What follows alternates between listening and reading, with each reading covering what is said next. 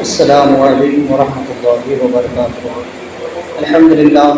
نحمده ونستعینه ونستغفره ونؤمن به ونعوذ باللہ من شرور انفسنا ومن سیئات اعمالنا من يهده الله فلا مضل له ومن يضلل فلا هادي له اشهد ان لا اله الا الله وحده لا شريك له ونشهد ان سيدنا ومولانا محمدا عبده ورسوله فقد قال الله تبارك وتعالى في القران المجيد والقران الحميد اعوذ بالله من الشيطان الرجيم بسم الله الرحمن الرحيم قال يا أيها الملأ أيكم يأتيني بعرشها قبل أن يأتوني مسلمين صدق الله العظيم وبلغ رسوله النبي الأمين المكين الكريم لمن الشاهدين والشاكرين والحمد لله رب العالمين۔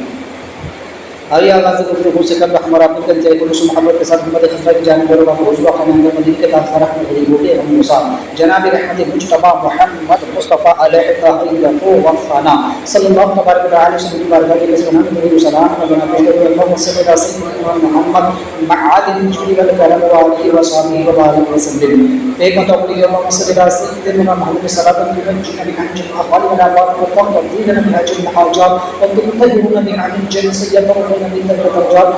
مثل غائب من جميع الخيرات والحيات بعد الممات من كل شيء قدير۔ رسول برکت کے لیے ایک دو پیغمبر صلی اللہ علیہ وسلم السلام علیکم علی سیدنا محمد صلی اللہ علیہ وسلم فرجت ورحمۃ الحاج كان له خواتم ويسقس الغمام بوجهه الكريم وعلى اله واصحابه وللمد والنسيم بعدد كل معلوم لدي الله يا الله يا الله۔ حضرت سیدنا سلیمان نبی علیہ السلام کا ذکر ہے شروع ہے۔ اس سے قبل ہم نے سماعت کیا کہ سلیمان علیہ السلام کی بارگاہ میں جب بلقیس نے تحفے تحائف بھیجے تو آپ نے ان تحفوں کو واپس کر دیا اور اس قاصد سے کہا کہ جا کر بلقیس سے کہہ دے کہ ہمیں تیرے اس دنیاوی مال و زر کی کوئی ضرورت نہیں ہے، ہم تو بس اتنا چاہتے کہ تو ہمارے دین کو ہماری شریعت کو قبول کر لے۔ اگر تو ہمارے دین ہماری شریعت کو قبول نہ کرے گی تو ہم ایک ایسا لشکر لے کر آئیں گے جس پر تجھے قدرت نہ ہوگی، اس لشکر کا تو مقابلہ نہیں کر سکے گی۔ لہٰذا جب یہ پیغام لے کر کے بلقیس کا قاصد بلقیس کے پاس پہنچا اور جا کر اسے پیغام سنایا کہ سلیمان علیہ السلام نے کہا ہے کہ اگر اس کے حضور مسلمان ہو کر حاضر نہ ہوئی تو وہ تیرے اوپر چڑھائی کریں گے۔ اس نے کہا میں تو پہلے ہی جانتی تھی کہ وہ اللہ کے نبی ہے۔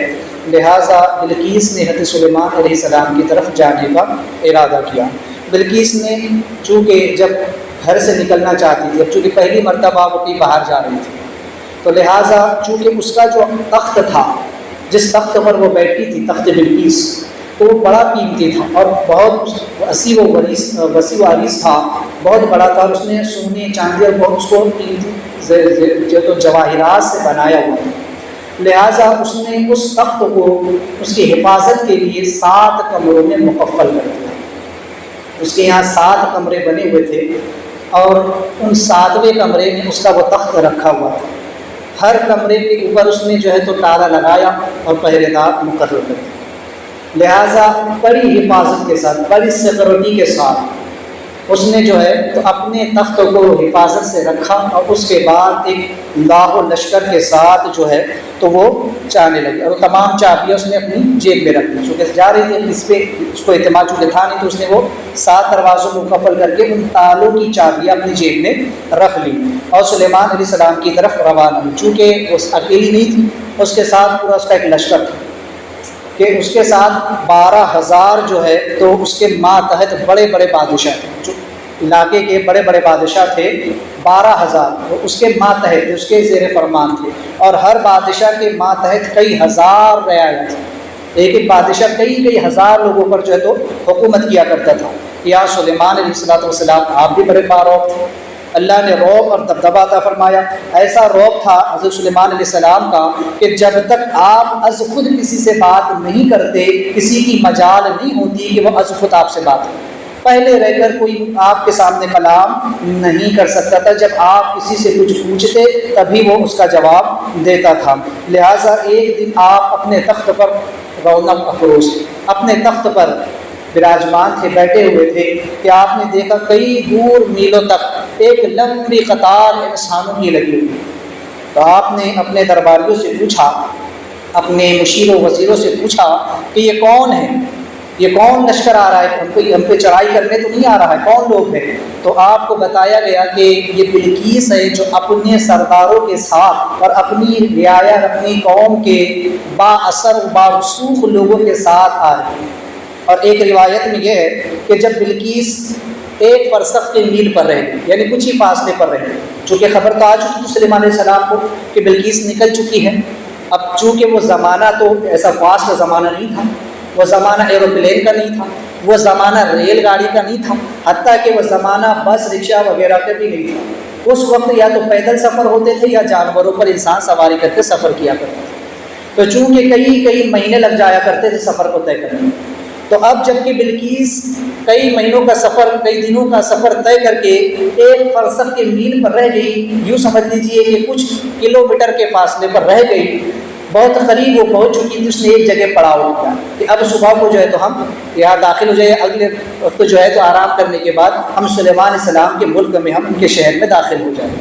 تو لہٰذا سلیمان علیہ السلام نے اس وقت یہ بات فرمائی۔ اپنی عام زبان میں سمجھ لو کہ جیسا کہ یہاں سے صافی، بلکہ میں اس کو بھی کچھ زیادہ کہہ رہا ہوں، اس سے بھی کم کا فاصلہ رہ گیا ہوگا، اس سے بھی کم، اس سے بھی پہلے ادھر دیکھ لو آپ چتوڑا، ہم تو پیدل اگر چلنے نکلے تو وہاں تک کے پہنچ جاتے ہے نا، 1-1.5-2 گھنٹے کے اندر ہی ہم پیدل پہنچ جاتے ہیں۔ تو یا تو اس سے بھی اس طرح اتنا کچھ فاصلہ رہا ہوگا، تو بلقیس تھوڑا آرام کرنے کے لیے ٹھہری ہوئی تھی کہ اس کے بعد وہ شہر میں داخل ہو گئی۔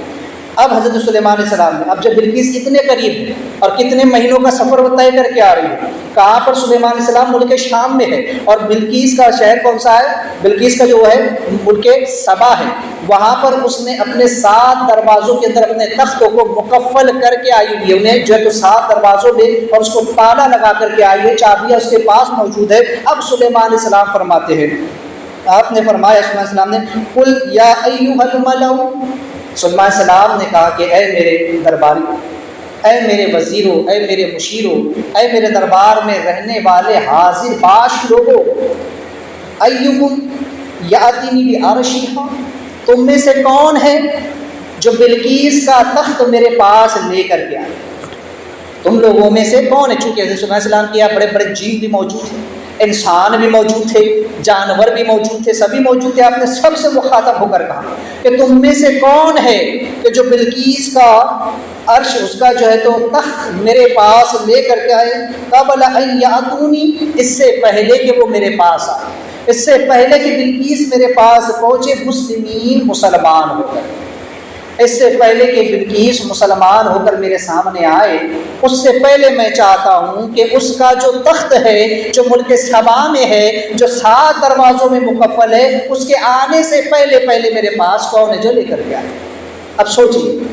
کہ بلقیس 1-1.5-2 کلومیٹر کے فاصلے پر ہے، کئی مہینوں کا سفر طے کر کے آ رہی ہے، کوئی ایروپلین کا زمانہ نہیں ہے، بلٹ ٹرین کا زمانہ نہیں ہے، لہٰذا پیدل سفر ہوتے ہیں، جانوروں پر سفر ہوتے ہیں، کئی مہینوں کا سفر کر کے بلقیس آ رہی ہے۔ اب چند کلومیٹر کے فاصلے پر رہی ہے، سلیمان علیہ السلام اپنے درباریوں سے کہہ رہے ہیں کہ اب بلقیس جب میرے دربار میں آئے گی تو اس کے آنے سے پہلے اس کا جو تخت ہے وہ میرے سامنے کون حاضر کر دے، کون ہے جو اس کا عرش، اس کا تخت میرے پاس لے کر کے آئے گا۔ تو چونکہ حضرت سلیمان علیہ السلام کو بذریعہ وحی اللہ کی طرف سے یہ معلوم ہو چکا تھا کہ بلقیس آ رہی ہے، اور چونکہ مسلمان ہو کر کے آ رہی ہے اور وہ عجائبات دیکھنا چاہتی ہے، وہ اللہ کی عظیم قدرت کا مشاہدہ کرنا چاہتی ہے، لہٰذا سلیمان علیہ السلام کو جو اللہ نے نبی بنایا، تو چونکہ آپ نے چاہا کہ اس کے آنے سے پہلے اس کا تخت یہاں لے آیا جائے، تاکہ اسے اللہ کی قدرت اور میری نبوت پر اس کا یقین بڑھ جائے، اسے پتہ چل جائے کہ اللہ کیسی زبردست طاقت والا ہے، نبی کی طاقت کیا ہوتی ہے اور نبی کے درباریوں کی طاقت کیا ہوتی ہے، نبی کی بارگاہ میں رہنے والوں کا معاملہ کیا ہوتا ہے۔ تو سلیمان علیہ السلام نے فرمایا کہ وہ تخت جس کے لیے وہ بڑی بڑی وصیتیں کر کے آئی ہے، جس تخت کو اس نے 7 کمروں میں مکفل کیا ہے، جس کی چابیاں اس کے پاس ہے، اس کے آنے سے پہلے کون میرے پاس لے کر کے آئے۔ اب اس کا تخت بلانے میں کیا حکمتیں تھیں، تو چند حکمتیں سماعت کریں۔ چونکہ ایک وجہ یہ تھی کہ جب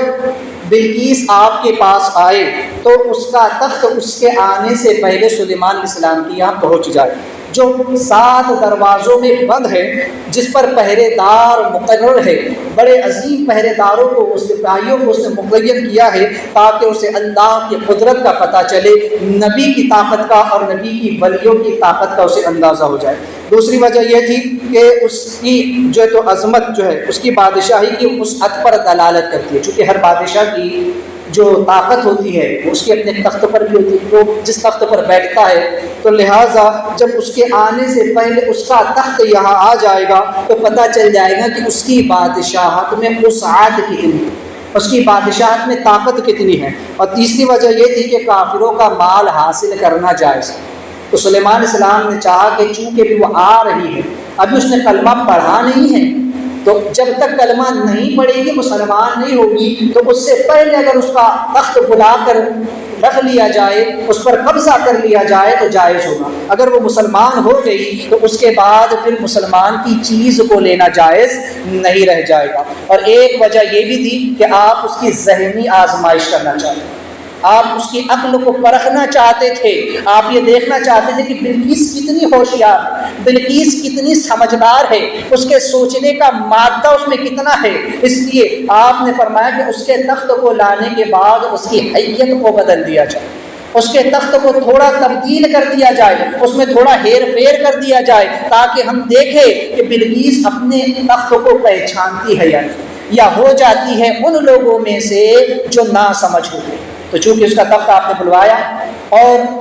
آپ نے کہا کہ اس تخت کی جو ہے تو شکل کو تھوڑا سا بدل دو، اس میں تھوڑی سی تبدیلی کر دو، تاکہ دیکھے کہ بلقیس اپنے تخت کو پہچان پاتی ہے یا نہیں۔ اگر اس نے اپنے تخت کو پہچان لیا تو اس سے اس کی عقل کا پتہ چلے گا کہ وہ کتنی سمجھدار ہے، تو پھر یہ بھی سمجھ میں آ جائے گا کہ وہ ہمارے دین کو قبول کر سکتی ہے یا نہیں۔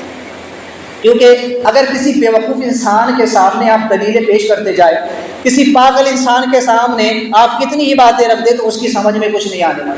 لیکن وہی بات کسی عقل مند انسان کے سامنے آپ رکھیں، کسی عقل مند انسان، کہتے ہیں نا کہ عقل مند کو اشارہ کافی ہوتا ہے، تو عقل مند اشارے سے بھی سب کچھ سمجھ جاتا ہے، اور بے وقوف کے سامنے بڑی بڑی دلیلیں رکھ دو پھر بھی وہ بے وقوف کا بے وقوف رہتا ہے۔ ابو جہل، ابو لہب کیسے بے وقوف تھے کہ نبی کے معجزے دیکھ کر بھی ایمان نہیں لائے، صدیق اکبر، عمر فاروق، عثمان غنی، مولا علی اور صحابہ ایسے عقل مند تھے کہ صرف اشاروں سے سمجھ گئے کہ بے شک یہ اللہ کے رسول، یہ اللہ کے نبی ہیں۔ تو چونکہ انسان کی عقل سے جانا جاتا ہے کہ اس میں علم کو سمجھنے کی صلاحیت کتنی، تو چونکہ سلیمان علیہ السلام یہ دیکھنا چاہتے تھے کہ بلقیس میں کتنی صلاحیت ہے، تو لہٰذا اس لیے آپ نے فرمایا کہ کون ہے جو بلقیس کا تخت میرے پاس لے کر کے آئے۔ اب چونکہ یہاں پر چند باتیں سمجھیں، بلقیس نے اپنے تخت کو 7 کمروں میں مکفل کیا، 7 کمروں ہے نا۔ آج کا زمانہ دیکھیں، آج کا ٹیکنالوجی کا زمانہ ہے نا، سیکورٹی کا زمانہ ہے۔ آج اگر ہم کوئی گودریج کا پارٹ بھی لاتے ہیں تو اس میں بھی کتنے سارے کھاتے ہیں، ہے نا، کھاتے کے اندر کھاتا، اس کے اندر کھاتا، پھر اس کے اندر ایک اور ہوتا ہے، سب کو چابیاں لگا کر کے رکھتے، پیسہ سب سے اندر رکھا جاتا ہے نا۔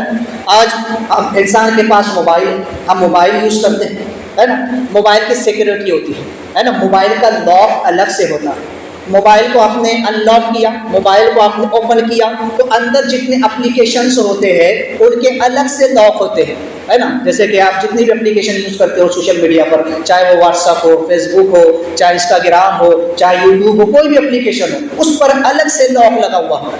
اب مثال کے طور پر آپ جو ہے تو اس کو لے لیجیے واٹس ایپ، اب واٹس ایپ کو اگر آپ نے ان لاک کیا، واٹس ایپ کو آپ نے کھولا تو اس کے اندر پھر ان لاک کرنے کا ایک اور سسٹم آتا ہے کہ اگر آپ اپنی چیٹ کو اس کو لاک کرنا چاہتے ہیں تو آپ اس کو بھی لاک کر سکتے ہیں۔ کسی پرسنل شخص سے آپ بات کرتے ہیں، کسی پرسنل کانٹیکٹ کو آپ لاک کر کے رکھنا چاہتے ہیں، اس کی چیٹ کو، تو آپ اس کو بھی لاک کر کے رکھ سکتے ہیں۔ کیوں کرتے ہیں آپ؟ اس لیے کرتے ہیں کہ اگر میرا موبائل غلطی سے کسی کے پاس چلا گیا تو کہیں وہ اس کا غلط استعمال نہ کر لے، کہیں وہ اس سے میری چیز کو نہ دیکھ لے، اس کے اندر کے میرے ڈاٹا کو نہ دیکھ لے، اس لیے آپ اس کو سیکورٹی کر کے رکھتے ہیں، آپ اس کو لاک کر کے رکھتے ہیں، اس سے فنگر کے ذریعے، فیس کے ذریعے یا دیگر کوڈ کے ذریعے آپ موبائل کو لاک کرتے ہیں، موبائل کی اپلیکیشنز کو لاک کرتے ہیں، اس کے اندر کی چیٹ کو لاک کرتے ہیں، اتنی حفاظت کرتے ہیں۔ کیوں؟ تاکہ کسی کو پتہ نہ چلے۔ بلقیس نے اپنے زمانے میں اپنے تخت کو 7 کمروں میں مکفل کر دیا، ایسی مضبوط کمرے تھے اس زمانے کے اعتبار سے، اور ان کو بند کر کے چابیاں اپنے پاس لی اور اس پر پہرے دار مقرر کر کہ کوئی یہاں آ کر حملہ کر کے اسے لے کے بھی نہیں جا سکتا۔ تو لہٰذا اب ایسے تخت کو سلیمان علیہ السلام کہہ رہے کہ کون ہے جو میرے پاس لے کر آپ واقعہ آگے سنیں تفصیل سے۔ اس وقت آصف بن برقیہ نے اس تخت کو لے کر گیا، کیسے لائے اس کی تفصیل آگے آئے گی، ہم اختصار سے جو بات مجھے بتا رہے ہیں۔ تو آصف بن برقیہ وہ جو ہے تو اس تخت کو لے کر کے آئے، تو وہ تخت جو 7 کمروں میں مکفل تھا، بلقیس کے آنے سے پہلے وہ تخت جو ہے سلیمان علیہ السلام کی بارگاہ میں پیش کر دیا۔ تو اللہ والوں کی قدرت کا اندازہ کیجیے۔ آج وہاں بھی دیوبندی کہتے ہیں کہ نبی کو غیب کا علم نہیں ہوتا ہے، نبی کو دیوار کے پیچھے کا علم نہیں ہوتا ہے۔ میں نے اس سے قبل بھی حضرت یوسف علیہ السلام کے واقعے کے ضمن میں کہا تھا کہ یوسف علیہ السلام ان کا ذکر بھی قرآن میں موجود ہے، اور اس واقعے کو قرآن نے تفصیل سے بیان کیا ہے کہ جب زلیخا نے یوسف علیہ السلام کو لبانا چاہا اور آپ کے ساتھ برائی کا ارادہ کیا، تو زلیخا حضرت یوسف علیہ السلام کو اپنے ساتھ لے کر 7 دروازوں کے پار 7 دروازے اس نے بند کیے اور ہر دروازے پر تالا لگا کر چابی اپنے پاس رکھی۔ 7 کمروں کو بند کیا اور حضرت یوسف علیہ السلام کو اپنے ساتھ 7ویں کمرے میں لے گئی، اس کا بھی تالا لگا دیا اور چابی اپنے پاس رکھ لی، اور حضرت یوسف علیہ السلام کو برائی کی دعوت۔ تب آپ نے کیا کہا؟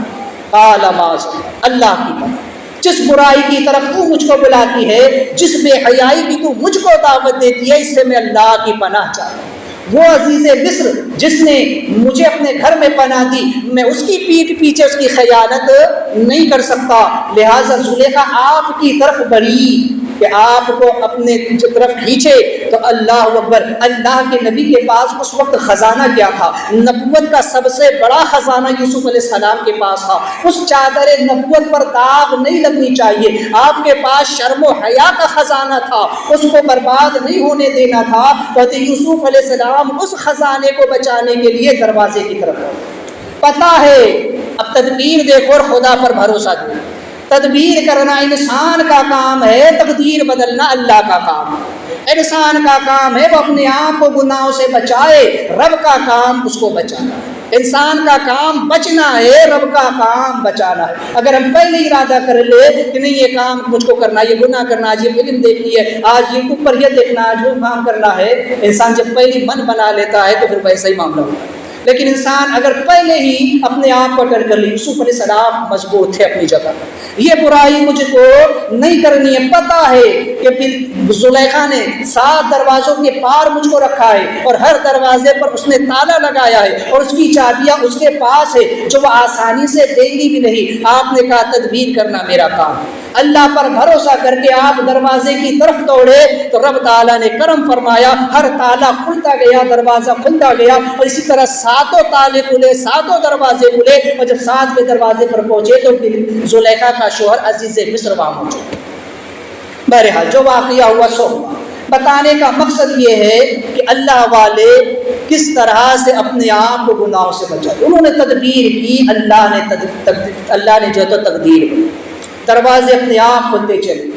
لہٰذا انسان کو چاہیے اپنے آپ کو گناہوں سے بچانے کی کوشش کرے، تو رب تعالیٰ کی مدد فرماتا، رب کی رحمت بھی پھر مدد فرماتی ہے۔ تو لہٰذا یہاں پر بھی بلقیس نے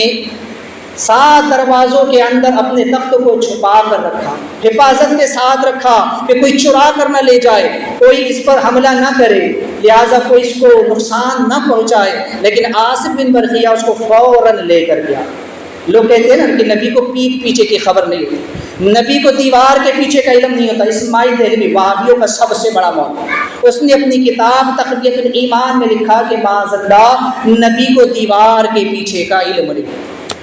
اب ایک طرف اسماعیل دہلوی کی اس کفریہ عبارت کو رکھے اور دوسری طرف یہ قرآن ہے جو میں آپ کے سامنے پڑھ رہا ہوں۔ اس قرآن میں حضرت سلیمان علیہ السلام اپنے درباریوں سے کہہ رہے ہیں کہ کون ہے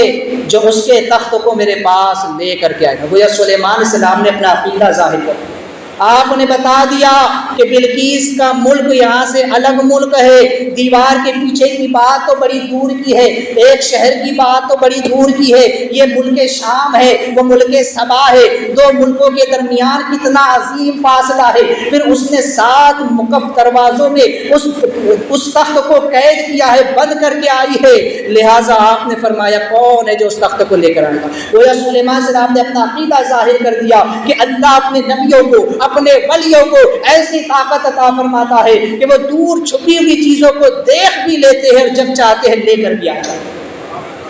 آصف بن برقیہ نے اس تخت کو دیکھ بھی لیا اور اتنی دور سے فوراً لا کر حاضر بھی کر دیا۔ وہ تفصیل سے آگے آئے گی، اس کو باہر سے کرتا ہوں۔ یہاں بس بتانے کا مقصد یہ ہے کہ اللہ والوں کو اللہ کیسی طاقت اور کیسی قدرت عطا فرماتا ہے، وہ دیکھ لیتے ہیں۔ اب جو کہتے ہیں نا کہ نبی کو دیوار کے پیچھے کا علم نہیں، نبی کو پیٹھ پیچھے کی خبر نہیں، تو قرآن کے اس واقعے کے بارے میں کیا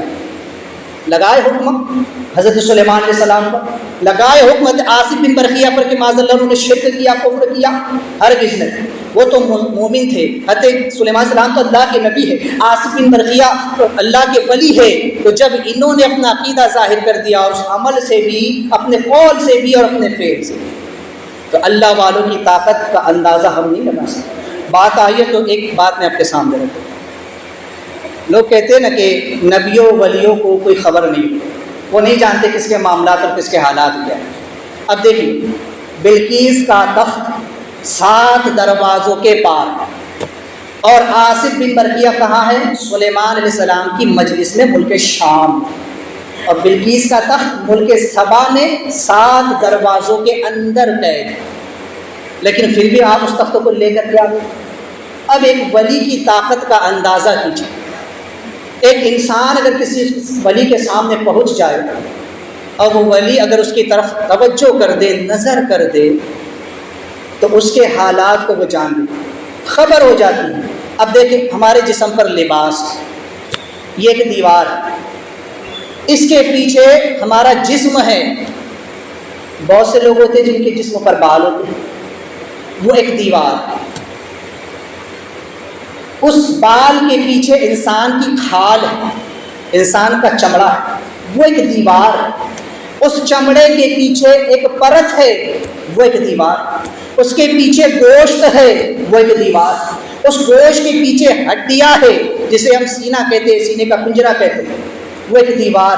اور اس کے پیچھے پھر ایک پرت ہے، وہ ایک دیوار، پھر اس کے پیچھے دل ہے، دل کے اوپر ایک پردہ ہے، وہ ایک دیوار، دل کے اوپر کی سطح ایک دیوار ہے، اور انسان ارادہ دل کے اندر کرتا ہے، انسان نیت دل کے اندر کرتا ہے۔ اتنے پردوں کے پیچھے انسان کا دل ہے، اور دل کے اندر انسان نیت کرتا ہے، ارادہ کرتا ہے، لیکن اللہ کے ولی اس کے ارادے سے باخبر ہو جاتے ہیں۔ اللہ کے ولیوں کو پتہ چل جاتا ہے کہ اس نے دل میں کیا ارادہ کیا، اس نے دل میں کیا سوچا۔ اس پر ہزاروں واقعات، اس پر ہزاروں واقعات۔ اسی طرح سے سوچے کہ ہمارا جو جسم، ہمارا سر ہے، سر کے اوپر بال ہے، ایک دیوار، اس کے نیچے کھال ہے، چمڑا ہے، ایک دیوار، اس کے نیچے کھوپڑی ہے، وہ ایک دیوار ہے، اس کے نیچے پھر ایک پرت ہے، وہ ایک دیوار ہے، اس کے اندر دماغ ہے، وہ ایک دیوار ہے، اس کے اوپر نسوں کا ایک جال بچھا ہوا ہے، وہ ایک دیوار ہے، پھر اس کے نیچے انسان کا اصل مغز آتا ہے، وہ ایک دیوار ہے، اور اس دماغ کے اندر انسان جو سوچتا ہے، جو خیالات، جو وہم انسان کے دماغ میں گزرتے ہیں، اللہ کے ولی اس سے بھی باخبر ہو جاتے ہیں۔ تو انسان اپنے دل اور دماغ میں جو سوچتا ہے، جو تصور کرتا ہے، جو نیت کرتا ہے، جو ارادہ کرتا ہے، اللہ کے ولی اس سے باخبر ہو جاتا ہے۔ بلکہ انسان کی پچھلی زندگیوں کو بھی وہ دیکھ لیتے ہیں، تو اللہ انہیں کیسا جو تو علم اور نور اور طاقت اور فراست عطا فرماتا ہے۔ آپ کہیں گے کیسے ممکن؟ میں کہوں گا آج ترقی کا زمانہ ہے، آج ٹیکنالوجی کا زمانہ ہے، آج سائنس کا زمانہ ہے۔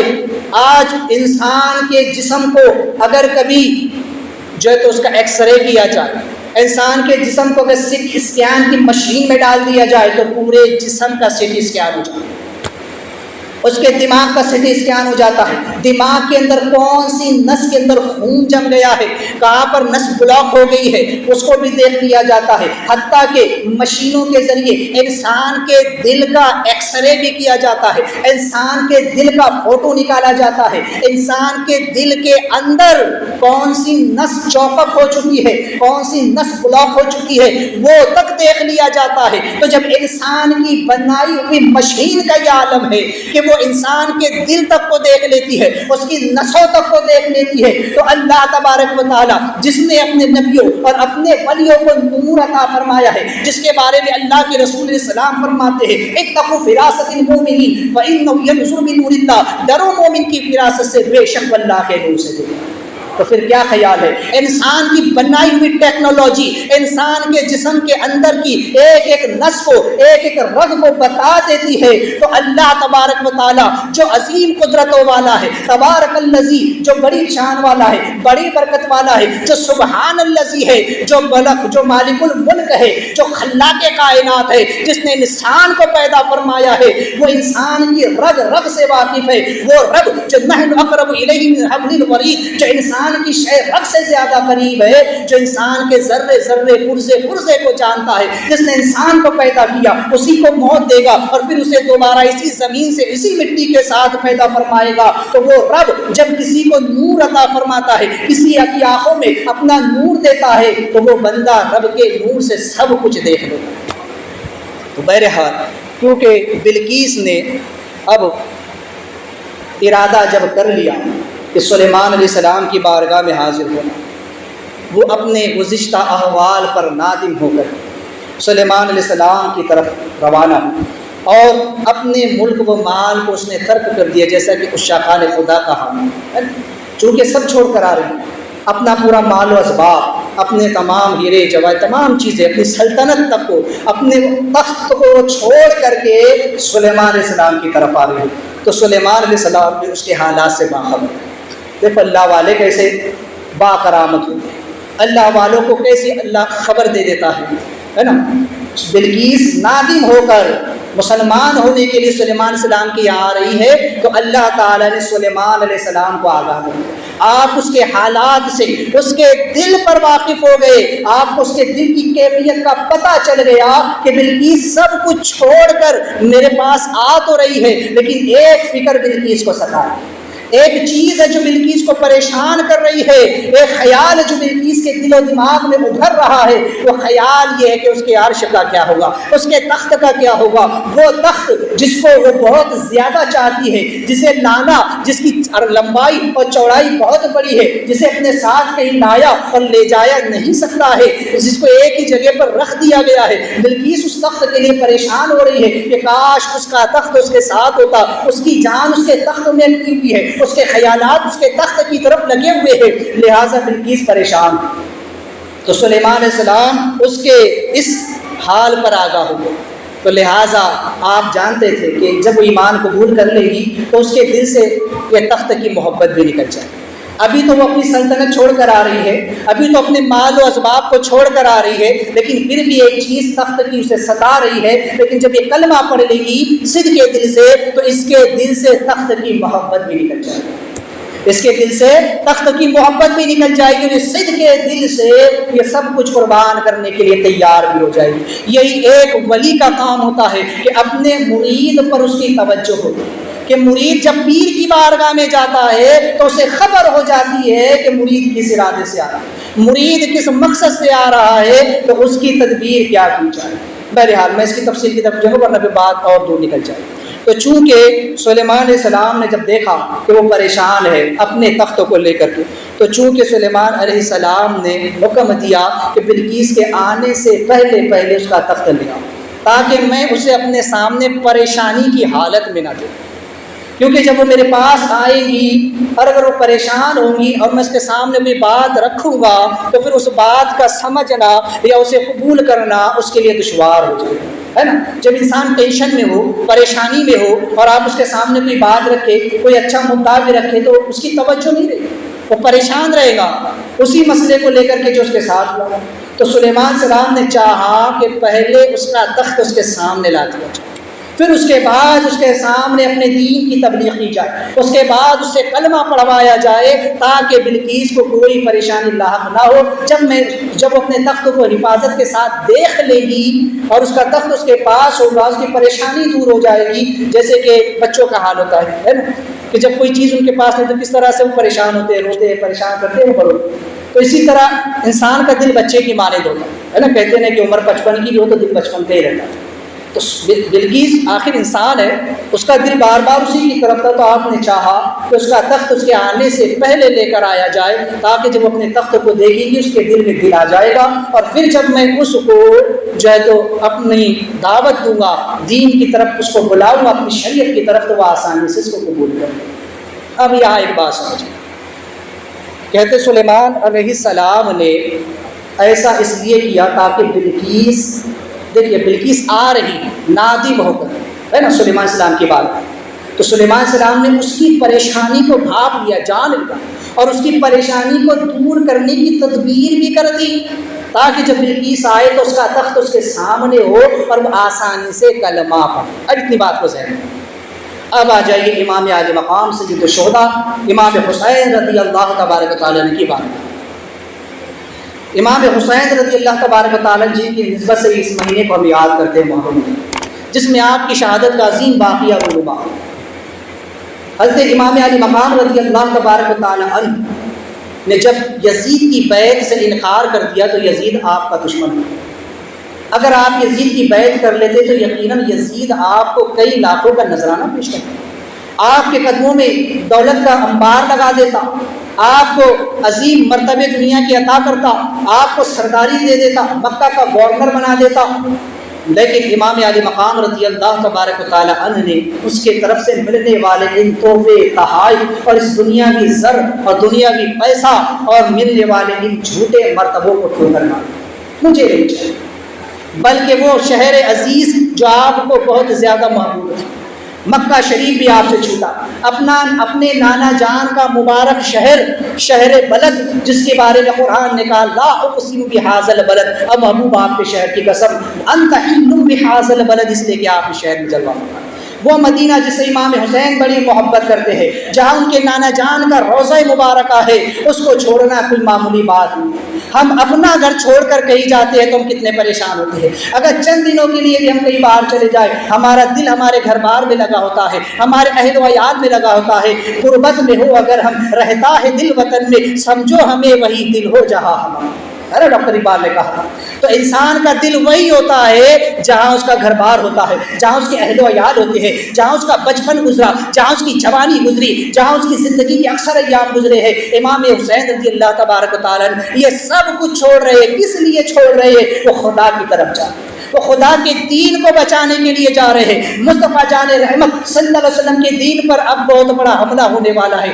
آپ جانتے تھے کہ اگر میں نے یزید کے ہاتھ میں اپنا ہاتھ دے دیا تو بے شک میری جان تو بچ جائے گی، لیکن نانا جان کی شریعت لٹ جائے گی، دین کا شیرازہ بکھر جائے گا، دین تباہ و برباد ہو کر کے رہ جائے گا۔ اس لیے کہ یزید تو یہی چاہتا ہے کہ دین میں خرابی پیدا ہو جائے، لوگ شرابی جواری سرکاری ہو جائے، لوگ گناہ کرنے لگے، لوگ جو ہے تو اعلانیہ فسق و فجور کرنے لگے، لہٰذا دین برقرار نہیں رہے گا، لوگ نمازوں کو چھوڑ دیں گے، شریعت کے احکام کو چھوڑ دیں گے۔ اس لیے امام علی مقام نے اپنا گھر چھوڑا، اپنا وطن چھوڑا، اپنا شہر چھوڑا، ساری جائیداد چھوڑی، سب کچھ چھوڑا اور اپنے رشتہ داروں کو لیا، اپنے اہل و عیال کو لیا۔ مکہ سے چلے کچھ لوگ ساتھ ہوئے، مدینہ سے چلے تو کچھ لوگ ساتھ ہوئے، حتیٰ کہ 72 نفوس قدسیہ پر مشتمل یہ قافلہ کربلا کی طرف چلا۔ راستے میں خبر ملی کہ آپ کے بھائی حضرت مسلم بن عقیل شہید کر دیے گئے، اس کے باوجود بھی امام کے پائے استقلال میں جنبش نہ آئی، آپ واپس نہیں پلٹے کہ کوفیوں نے دغا کر دی، بھائی کو شہید کر دیا،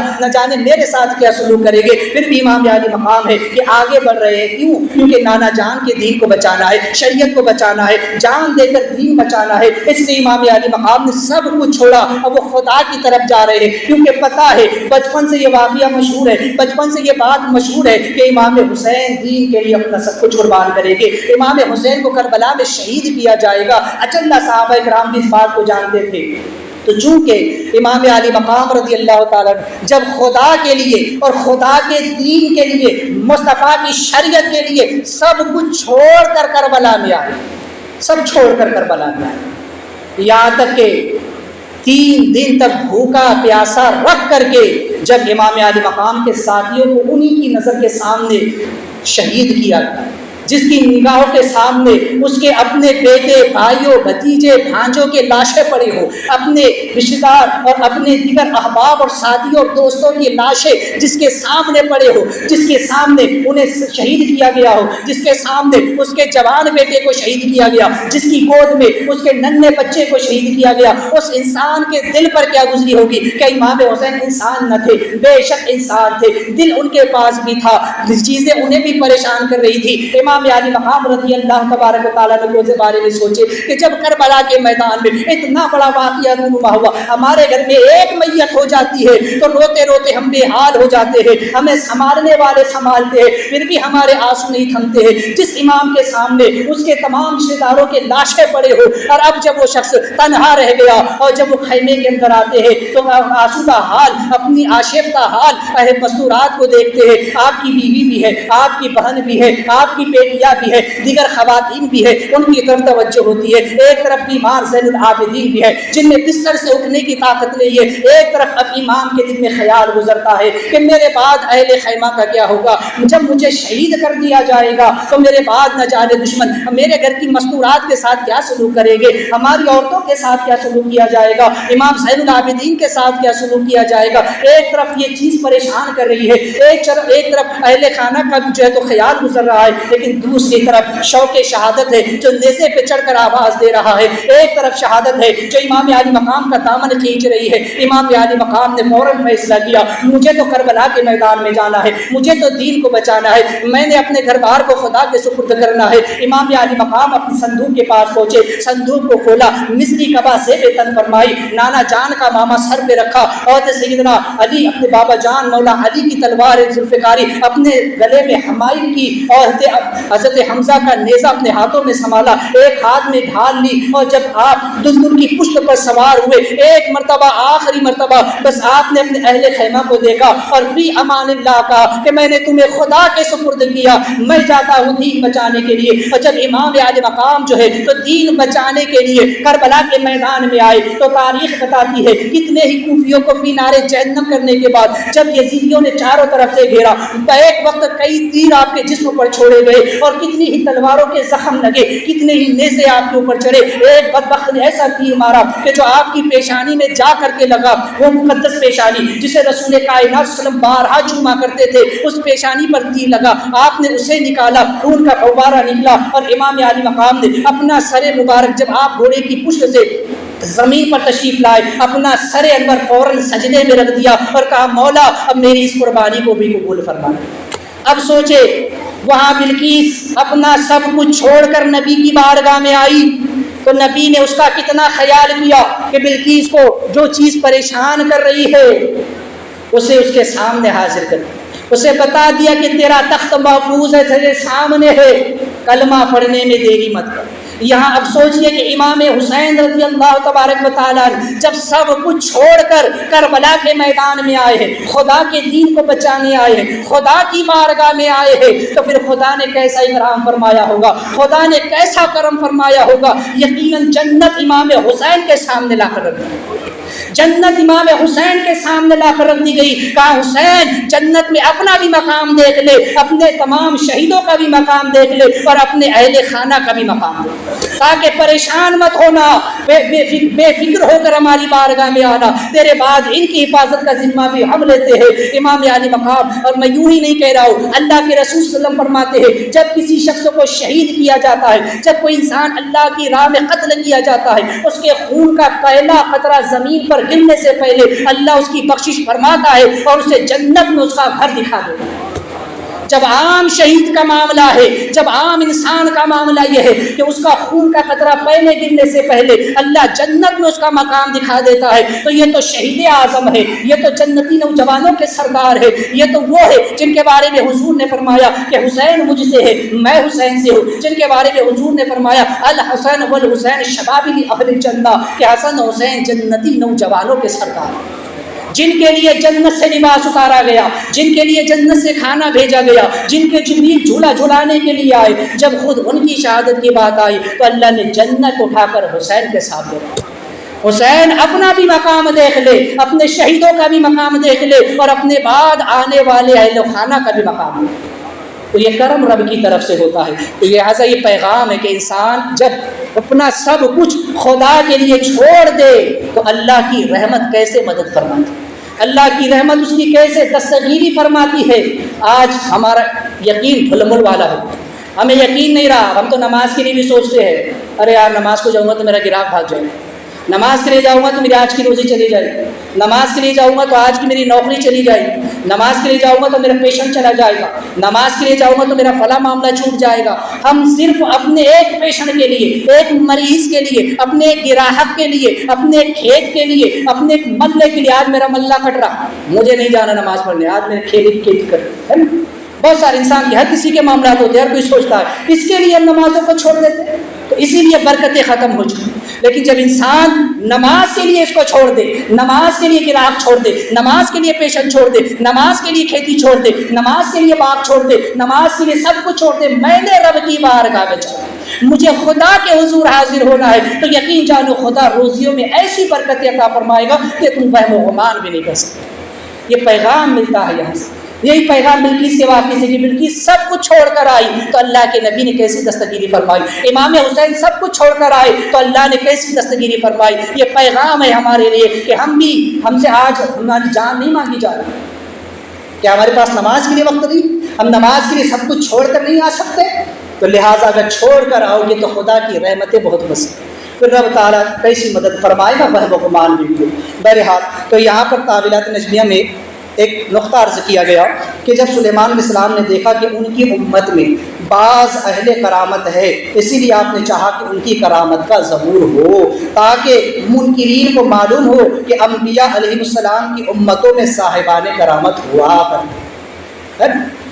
لوگ کہتے ہیں نا کہ ولیوں کو اختیار نہیں ہوتا، غریب نواز کو کوئی اختیار نہیں، کیوں جاتے مزار، ہے نا، غوث پاک کو کوئی اختیار نہیں، داتا ہجویری کو کوئی اختیار نہیں، میرا داتار کو کوئی اختیار نہیں، موسیٰ قادری کو معاذ اللہ کو اختیار نہیں، کیوں جاتے ان کے مزاروں کو؟ سن لو اللہ کے نبی کا پیغام۔ حضرت سلیمان السلام اللہ کے نبی ہے، انہوں نے یہ دکھانا چاہا کہ میں تو نبی ہوں لیکن میری امت کے ولی کو اللہ نے کتنا اختیار عطا فرمایا، کتنی طاقت اللہ نے میرے ولی کو عطا فرمائی ہے کہ وہ اسی میری مجلس میں بیٹھے ہوئے، ملک شام میں رہتے ہوئے، ملک سبا سے تخت بلقیس کو کیسے لے کر کے آئے۔ تو لہٰذا منکرین کو جو انکار کرنے والے ہیں نا، ان کو پتہ چل جائے، وہ جان لے کہ ولیوں کی طاقت کا عالم کیا ہوتا ہے۔ لہٰذا اب یہاں کسی کو یہ گمان نہ گزرے، اگر کسی کے دل میں یہ خیال آئے کہ سلیمان علیہ السلام نے خود کیوں نہیں لایا، سلیمان علیہ السلام تو نبی ہے، انہوں نے خود تخت کو کیوں نہیں لایا، تو اس کا جواب یہی ہے کہ سلیمان علیہ السلام بے شک قدرت رکھتے تھے، آپ کو طاقت حاصل تھی کہ آپ اس تخت کو لے کر کے آتے، لیکن آپ جو ہے تو یہ دکھانا چاہتے تھے کہ میری امت کے ولیوں کو یہ طاقت حاصل ہے، میں تو آسانی سے میں بھی کر لوں گا، لیکن میری امت کے ولی کا مقام تم کو پتہ چلے کہ جب یہ کام میرا غلام کر سکتا ہے، میرا خادم کر سکتا ہے، میری بارگاہ کا وزیر کر سکتا ہے، تو میں تو اس سے بڑے بڑے کام کر لوں گا، ہے نا، تاکہ پتہ چلے۔ جب انسان شاگردوں کو دیکھتا ہے تو استاد کی قابلیت کا پتہ چلتا ہے، جب کسی اولاد کو دیکھتا ہے تو باپ کی تربیت کا پتہ چلتا ہے، لہٰذا چھوٹے سے بڑے کی عظمت کا پتہ چلتا ہے۔ لہٰذا جب بلقیس آئے گی اور وہ دیکھیں گی کہ نبی کی، جب ایک ولی کی طاقت کا عالم یہ ہے تو نبی کی طاقت کا عالم کیا ہوگا، اور جس کو اللہ نے نبی بنایا ہے اس خدا کی قدرتوں کا عالم کیا ہوگا، وہ رب العالمین ساری کائنات کو کیسے چلاتا ہے، وہ سارے عالم کو چلانے پر قادر مطلق ہے، اسے خدا کی قدرت کا پتہ چلے۔ تو لہٰذا حضرت سلیمان علیہ السلام نے یہ دکھانا چاہا، ہے نا۔ بادشاہ کا کام کیا ہوتا ہے؟ بادشاہ تو بادشاہ ہوتا ہے، اس کا کام ہے تخت پہ بیٹھ کے صرف حکم دینا۔ ایک مثال میں آپ کو دیتا ہوں، اگر آپ گھر میں بیٹھے،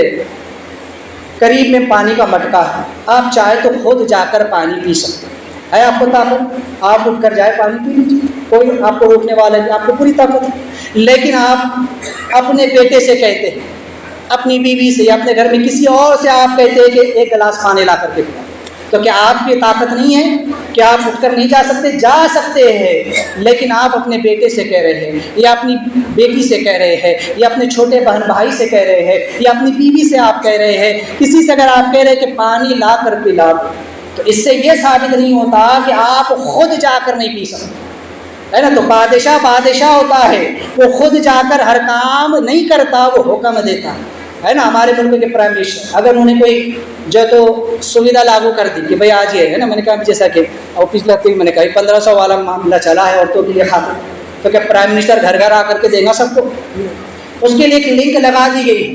کس طریقے سے تمہیں کام کرنا ہے، کہاں جانا ہے، ڈاکومنٹس تیار کرنے ہیں، اور کہاں جا کر تم کو پیسہ ملے گا، ہے نا؟ تو یہ تدبیریں ہوتی ہے۔ بادشاہ خود کام نہیں کرتا، وہ اپنے ماتحتوں سے کام کرواتا ہے، اپنے نیچے والوں سے وہ کام کرواتا ہے، اختیار اسے بھی ہوتا ہے۔ حضرت سلیمان علیہ السلام کو پورا اختیار تھا، لیکن آپ یہ دکھانا چاہتے تھے کہ میری امت کے ولیوں کو اللہ نے کتنا اختیار کیا،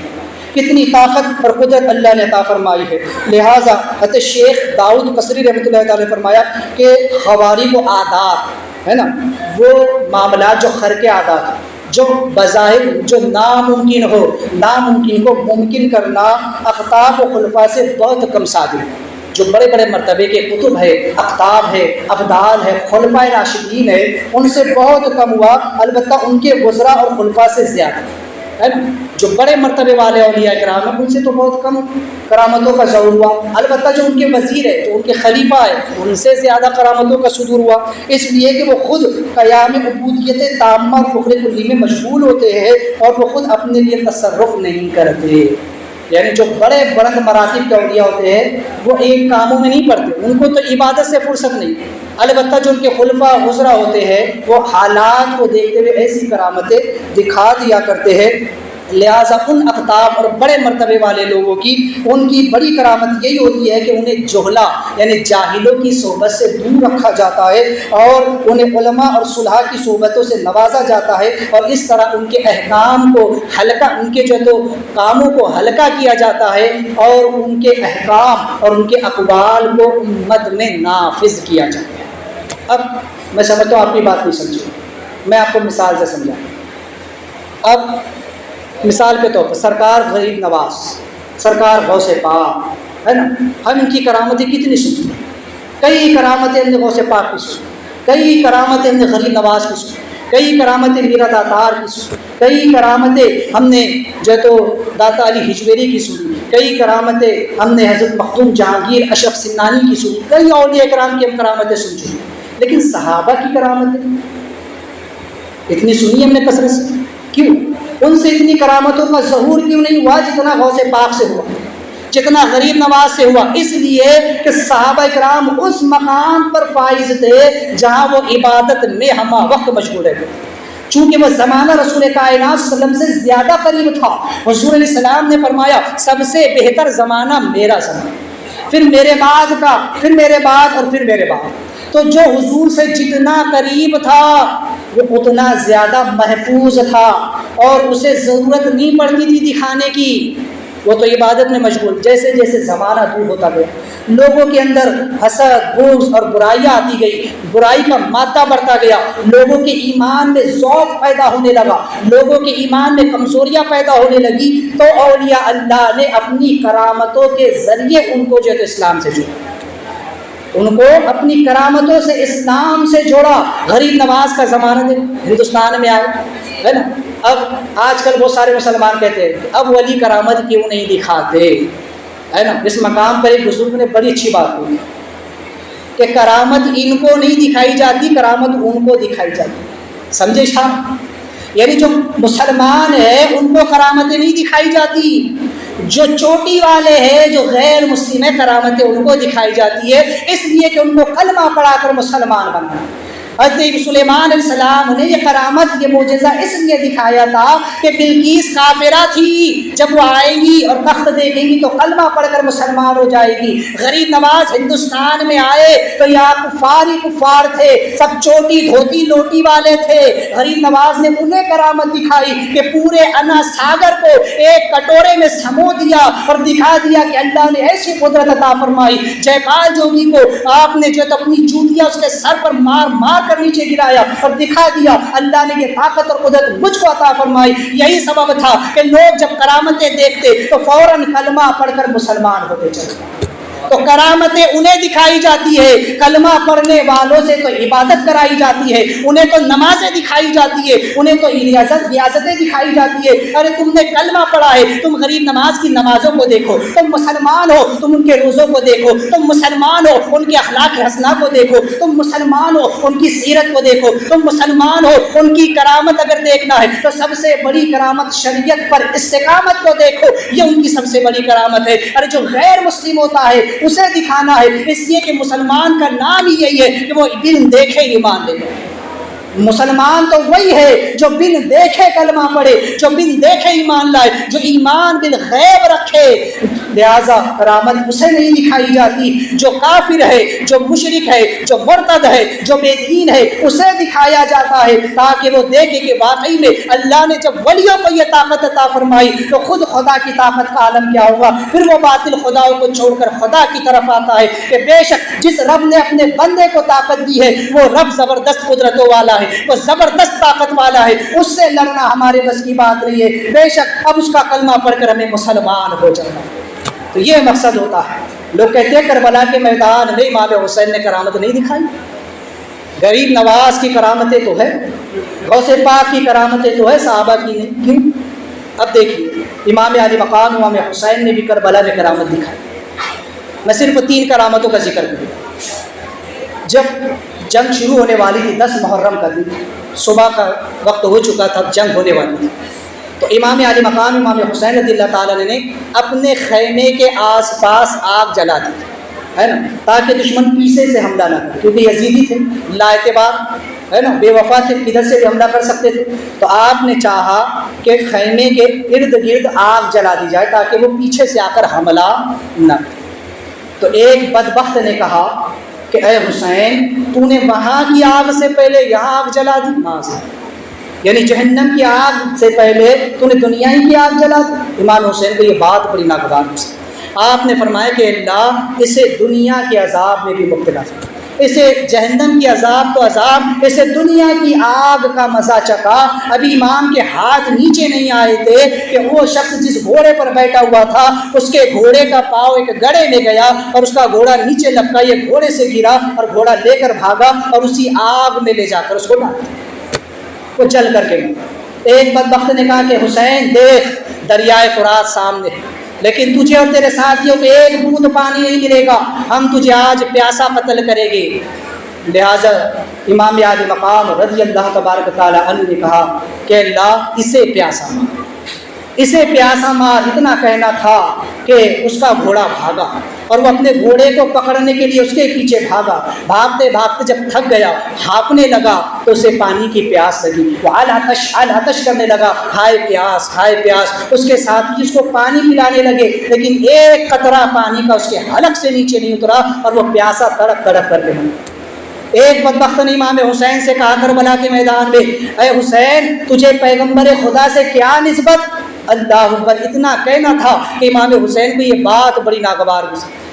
کہا کہ میں نواز رسول ہوں، پوری دنیا میں اس وقت سوائے میرے کوئی نواز رسول موجود نہیں ہے اور مجھ سے کہتا ہے کہ مجھے حضور سے کیا نسبت؟ آپ نے فرمایا اللہ اس کو ذلت کے عذاب میں گرفتار فرما. اتنا کہنا تھا کہ اس شخص کو قضائے حاجت ہوئی، اسے بیت الخلاء کی حاجت ہوئی اور وہ بھاگا. ایک جگہ جا کر کربلا کے میدان وہی جا کر بیٹھا تھا بیت الخلاء کرنے کے لیے. پیچھے سے اچانک ایک بچھو ظاہر ہوا، دور دور تک کسی سانپ بچھو کا پتہ نہیں تھا. اچانک ایک بچھو آیا اور اس کو ڈنک مارا. اسی اپنی نجاست میں، اسی اپنے بو گوبر میں لت پت ہو کر ذلت کی موت ہوئی.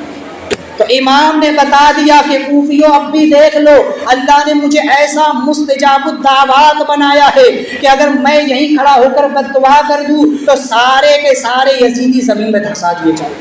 اگر امام کہہ دیتے کہ اللہ ان تمام یزیدیوں کو جو ہے تو ان تمام یزیدیوں کو زمین میں دھسا دے، تو قسم خدا کی زمین پھٹ جاتی، کربلا کا میدان پھٹ جاتا اور تمام یزیدی دفن ہو کر کے رہ جاتے۔ لیکن امام نے ایسا نہیں کیا۔ اگر امام چاہتے تو اپنی ٹھوکر مار کر کربلا کے میدان سے پانی نکال سکتے تھے۔ ارے وہ امام حسین جن کے لیے اللہ جنت سے لباس بھیجتا رہا، جن کے لیے جنت سے کھانا اترتا رہا، جن کے لیے جنت سے نعمتیں اترتی رہی، جن کو نانا جان نے فرمایا یہ جنتی نوجوانوں کے سردار ہیں، وہ حسین کہ جنہوں نے اپنے نانا کی زبان چوسی ہے، اگر وہ حسین کہہ دیتے مولا پانی عطا فرما، تو قسم خدا کی اللہ جنت سے کوثر و سلسبیل کی نہریں جو تو کربلا کے میدان میں اتار دے۔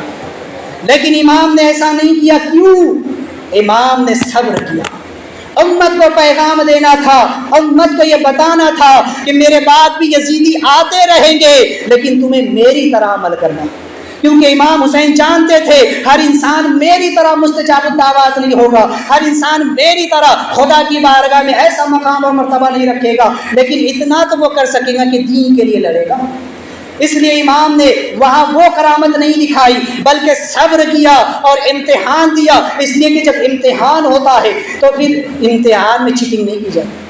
ہے نا۔ آج جیسے امتحانات ہوتے تو بچے چیٹنگ کرتے ہیں نا، وہ نہیں۔ امام نے دکھایا کہ یہ میرا امتحان ہے۔ وَلَنَبْلُوَنَّكُمْ بِشَيْءٍ مِّنَ الْخَوْفِ وَالْجُوعِ وَنَقْصٍ مِّنَ الْأَمْوَالِ وَالْأَنفُسِ وَالثَّمَرَاتِ وَبَشِّرِ الصَّابِرِينَ الَّذِينَ إِذَا أَصَابَتْهُمْ مُصِيبَةٌ قَالُوا إِنَّ لِلَّهِ وَإِنَّا إِلَيْهِ رَاجِعُونَ۔ امام حسین نے دکھا دی کہ امتحان کا مقام ہے، یہاں کوئی چیٹنگ نہیں، بلکہ میں نے تو جان دے کر دین بچانا ہے، امت کو پیغام دینا ہے کہ جب دین پر حملے ہو، جب ایسے یزیدی پیدا ہو جائے، جب شریعت پر حملے ہو، جب قرآن پر حملے ہو، جب مصطفیٰ پر حملے ہو، مصطفیٰ کی عظمت پر حملے ہو، تو اسی طرح حسینی کردار نبھاتے ہوئے تم بھی میدان میں نکل آنا، اپنی جان کی پرواہ نہ کرنا، اپنے مال کی پرواہ نہ کرنا، اولاد کی پرواہ نہ کرنا، سب کچھ چھوڑ کر خدا کے سپرد کر کر تم میدان میں نکل جانا، اللہ تمہاری بھی مدد فرمائے گا اور تمہارے بعد اہل و عیال کی بھی حفاظت فرمائے گا۔ تو امام نے تو پیغام دینا تھا، تو اللہ نے ایسا صاحب کرامت اور ایسا مستجاب الدعوات بنایا تھا، لیکن باوجود اس کے امام نے صبر کر کے دکھایا۔ آج ہمارے اندر اس صبر نہیں، ہم نعرے لگاتے امام حسین کے ہم چاہنے والے، ہم شربت اور سبیل بنا کر پلا دیتے، اچھی بات ہے، لیکن کیا ہم امام کی طرح صبر کرتے ہیں؟ کیا ہم امام کے حسن اسنا پر عمل کرتے ہیں؟ کیا امام حسین کے مشن کو آگے بڑھا رہے ہیں؟ ہمیں یہ سب سوچنے کی ضرورت ہے۔ تو بہرحال بس یہ پیغام دینا تھا۔ تو امام عالی مقام کے اس واقعے سے، حضرت سلیمان علیہ السلام کے اس واقعے سے ہمیں سبق لینا چاہیے۔ قرآن نے ان واقعوں کو اسی لیے بیان کیا تاکہ ہم ان سے سبق اور عبرت حاصل کریں۔ دعا ہے کہ مولا کریم ہم تمام کو امام عالی مقام سید الشہداء امام حسین کے نقش قدم پر چلنے کی توفیق عطا فرمائے۔ حضرات، چونکہ نماز کے مسائل کا سلسلہ شروع تھا، آج بھی 3 مسئلے سماعت کریں۔ مغرب کے فرض کے بعد، یعنی جب مغرب کی فرض نماز آپ نے پڑھ لی 3 رکعت، اس کے بعد 2 سنتیں جلد ہی پڑھ لینی چاہیے، ہے نا۔ فرض و سنت کے درمیان کلام نہ کرے، یعنی جیسے آپ نے فرض نماز پڑھی بغیر کسی سے بات چیت کیے ہوئے فوراً جو ہے تو 2 رکعت سنت موقعہ پڑھ لینا چاہیے، یہ بہتر ہے۔ اس لیے کہ میں نے اس سے پہلے بھی کہا تھا کہ جو نماز اس طرح پڑھی جاتی ہے اس نماز کو فرض نماز کے ساتھ اٹھایا جاتا ہے، اور اللہ اس نماز کو علیین میں اٹھاتا ہے۔ اگر آپ نے کسی سے کلام کر لیا نماز تو ہو جائے گی لیکن ثواب کم ہو جائے گا، ٹھیک ہے۔ دوسرا مسئلہ کہ جس مقتدی کی ہے نا مغرب کی نماز جو تو 2 رکعتیں چھوٹ گئی ہو اور اس کو تیسری رکعت ملی، ہے نا، کوئی مقتدی ایسے وقت میں آیا کہ تیسری رکعت اس کو ملی، تو جب وہ اپنی فوت شدہ یعنی جو رکعت اس کی پہلی جو چھوٹ گئی ان کو پڑھے تو پہلی رکعت کے بعد وہ قاعدہ کرے، ہے نا۔ تیسری رکعت ملی، امام نے سلام پھیرا، اب سلام پھیر کے آپ کھڑے ہو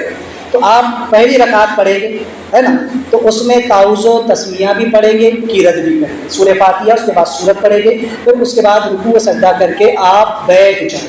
ہے نا۔ امام کے بعد ابھی آپ یہ پہلی رکعت ہے، لیکن امام کے ساتھ اگر دیکھیں تو دوسری رکعت ہے نا، 1 رکعت آپ امام کے ساتھ پڑھی اور یا آپ تنہا پڑھ رہے تھے دوسری ہوگی، لیکن امام سے ہٹ کر دیکھیں آپ کی تنہا ہے تو 1 رکعت، ٹھیک ہے، لیکن اس پر بیٹھ جائیں، قاعدہ کریں، ہے نا، اتحیات پڑھے، پھر اس کے بعد کھڑے ہو کر کے آپ جو ہے تو اپنی دوسری رکعت کو پڑھ لیں، یعنی وہ تیسری رکعت ہے نا، اب اس کو پڑھ کے اس کے بعد قاعدہ کھڑا کر کے درود و سلام وغیرہ سب پڑھ کے اپنی نماز کو مکمل کریں۔ اور ایک یہ کہ مغرب کی نماز کے بعد صلاۃ اوابین کی بڑی فضیلت ہے کہ اللہ کے رسول اسلام نے فرمایا کہ جو شخص مغرب کے بعد 6 رکعت نماز صلاۃ اوابین پڑھے اللہ تعالیٰ اس کے پچھلے گناہ بخش دے گا، اگرچہ وہ سمندر کے جھاگ کے برابر